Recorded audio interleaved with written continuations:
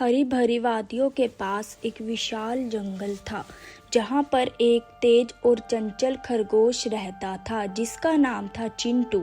चिंटू अपने तेज भागने और फुर्तीले स्वभाव के लिए जाना जाता था। वह हर समय इधर उधर उछलता कूदता रहता। जंगल में ही एक सुंदर और मजबूत हिरन भी रहता था जिसका नाम था मोती। मोती का स्वभाव शांत और गंभीर था। वह ज्यादा बोलता नहीं था, लेकिन सोच समझकर काम करता था। उसका कद ऊंचा और चाल शाही थी।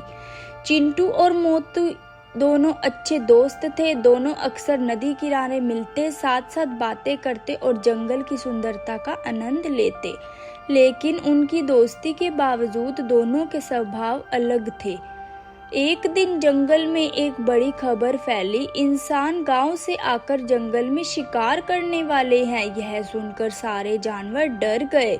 छोटे छोटे जीव तो अपनी जान बचाने की सोचने लगे। चिंटू डर कर बोला, मोती भाई, अब हम क्या करेंगे? इंसान तो बहुत चालाक होते हैं।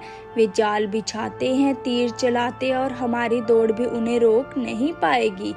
मोती ने शांत स्वर में कहा, डरने से कुछ नहीं होगा चिंटू, हमें मिलकर कोई रास्ता निकालना होगा। सिर्फ भागने से काम नहीं चलेगा। कभी कभी बुद्धि ताकत से बड़ी होती है।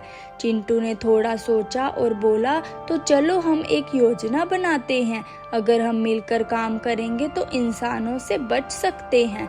दोनों ने योजना बनानी शुरू की। अगले दिन शिकारियों का एक दल जंगल में आया।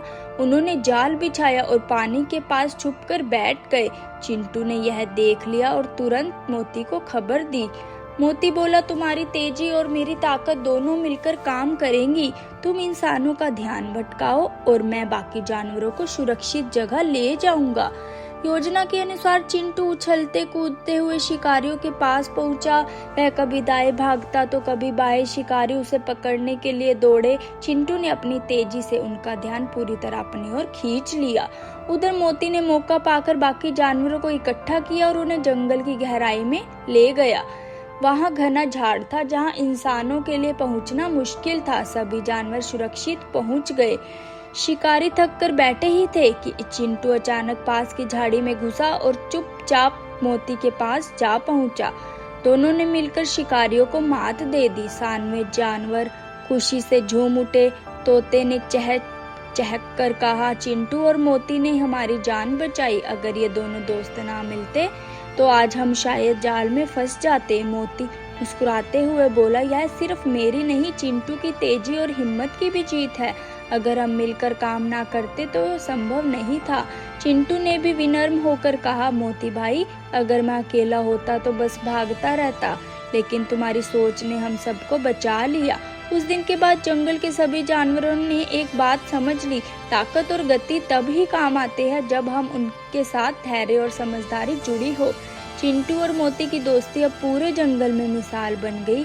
दोनों ने साबित कर दिया कि सच्ची दोस्ती और एकता से हर मुश्किल को हराया जा सकता है।